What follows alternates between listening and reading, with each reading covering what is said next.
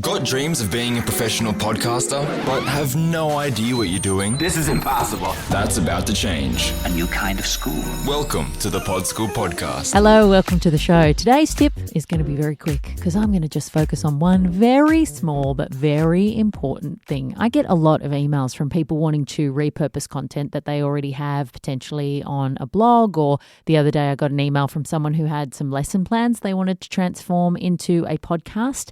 And one of the interesting and slightly dangerous things I find a lot of people do is that they are reading old content and putting it onto a podcast and then wondering why it A, sounds bad, and B, doesn't work.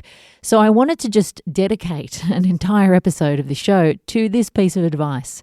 Please do not read on your podcast. Reading is one of the quickest ways to disconnect you from your audience. And when you are trying to grow an audience and bring more people into your show through word of mouth, the only way you can do that is if you are really connecting with them and delivering really high quality, engaging content.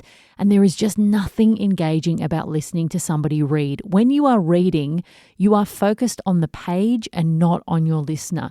So if you have got content already on a website, or you've got something like a lesson plan that you want to share with other people, that's absolutely fantastic. In fact, if you've got a bunch of content that you can turn into audio, then you should be singing and dancing around, because coming up with content is a huge reason why a lot of podcasters fade out and stop releasing episodes, because they realize this was a lot harder than I thought it'd be. But if you've got a mountain of content sitting there just waiting to be turned into a podcast, that is a dream position to be in.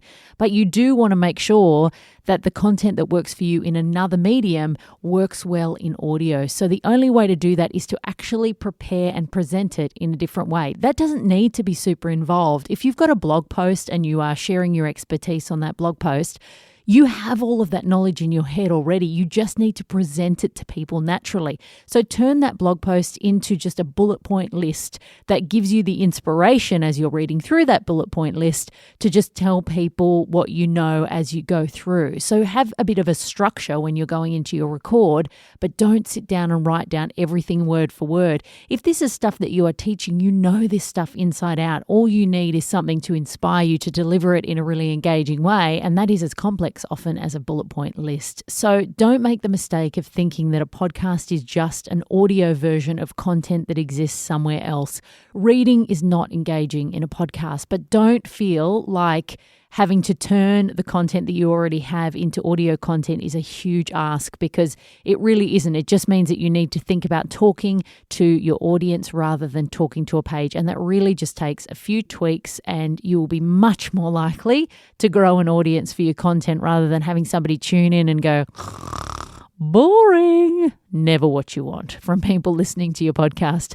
Hope that's helped you to get that pen and paper away and not write yourself a script to read from. It's very, very important that you think about the audience that you're talking to and you try and capture their attention as best you possibly can. If you have not yet gone and checked out my online podcasting course, please check it out at podschool.com.au. You'll find all the details of everything that's involved in the course. It is a step-by-step comprehensive best practice guide to podcasting that's designed to not only help you get a show into people's ears, but also set yourself up for success, because what's the point of jumping in the deep end if you're not going to swim? Thanks so much for listening. I will see you next week, and until then, happy podcasting. That's all for today.